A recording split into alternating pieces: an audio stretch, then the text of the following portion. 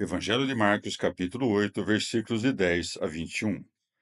Entrando logo na barca com seus discípulos, passou ao território de Dalmanuta. Apareceram os fariseus e começaram a disputar com ele, pedindo-lhe para o tentarem um sinal do céu. Porém, Jesus, arrancando do coração um suspiro, disse: Por que pede esta geração um sinal? Em verdade vos digo que a esta geração não será dado sinal algum. Depois, deixando-os, entrou novamente na barca e passou a outra banda.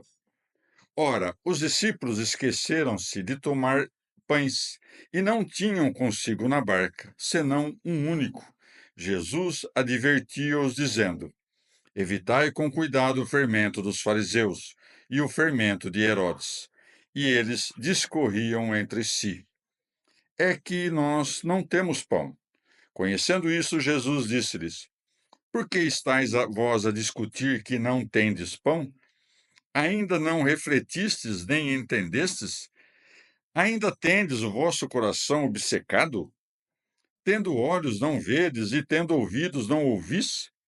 Já não vos recordais?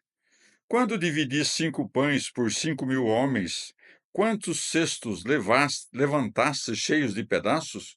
Eles responderam: 12.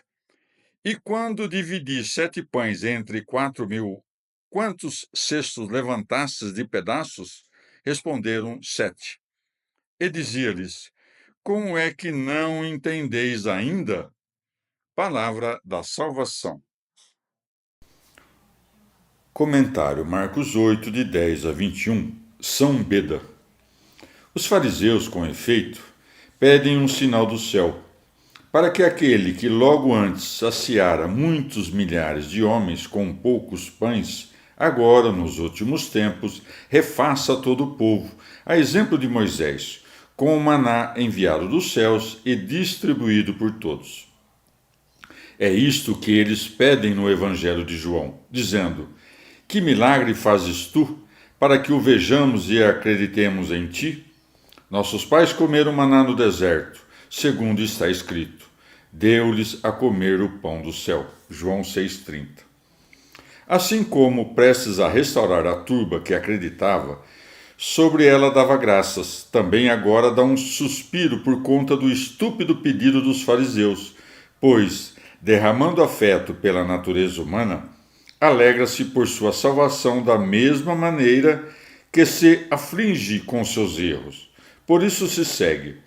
Porém, Jesus, arrancando do coração um suspiro, disse: Por que pede esta geração um sinal? Em verdade vos digo que essa geração não será dado sinal algum. Isto é, não será dado, como diz o Salmo: Jurei uma vez pela minha santidade, de nenhum modo faltarei a Davi. Salmo 88, 36. Isto é, não faltarei a Davi. Também não se deveria dar um sinal celeste à geração dos que tentam o Senhor. Quanto ao mais, mostrou um sinal do céu à geração dos que buscam o Senhor quando, sob o olhar dos apóstolos, subiu aos céus. Segue-se, depois, deixando-os, entrou novamente na barca e passou a outra banda. Alguém pergunta, no entanto, de que maneira não tinham pães aqueles que entraram na barca imediatamente depois de encher 7 cestos? Mas a Escritura atesta que esqueceram-se de levá-los com eles. Mateus 16. Coisa que é indício de quão pouco cuidado tinham com a carne aqueles que, com tanto zelo, acompanhavam o Senhor, a ponto de esquecerem-se da própria necessidade de restaurar as forças do corpo.